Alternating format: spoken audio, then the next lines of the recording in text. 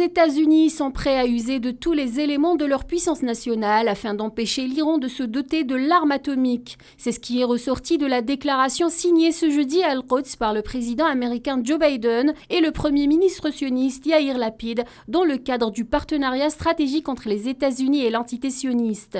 L'oncle Sam ne s'en cache plus, même le langage diplomatique est pratiquement abandonné quand il s'agit de protéger son allié de toujours. Américains et Israéliens dévoilent leurs intentions et pactisent ouvertement contre l'Iran, dont l'avancée dans le domaine du nucléaire représente clairement une menace pour Washington et Tel Aviv. Dans son rôle d'équilibriste, l'administration Biden affirme en revanche vouloir poursuivre la voie diplomatique dans l'espoir de relancer l'accord de 2015, abandonné 3 ans plus tard par Donald Trump.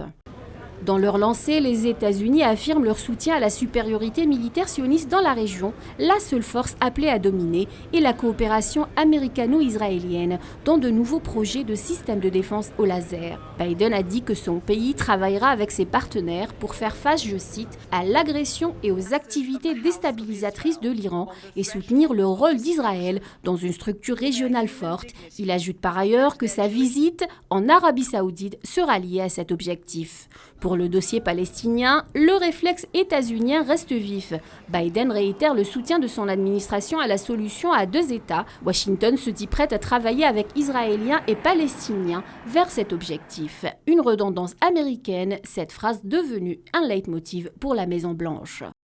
Aucune attente du côté palestinien. Le chef du bureau politique du mouvement de la résistance Hamas, Ismail Haniyeh, a indiqué que les tentatives de l'administration américaine de réorganiser la région sur la base de l'intégration de l'entité sioniste et d'assurer la sécurité de par le biais d'alliances avec certains gouvernements, notamment ceux ayant cédé à la normalisation, sont voués à l'échec. Il a par ailleurs souligné que le peuple palestinien ne tombera plus jamais dans l'illusion et le mirage des négociations.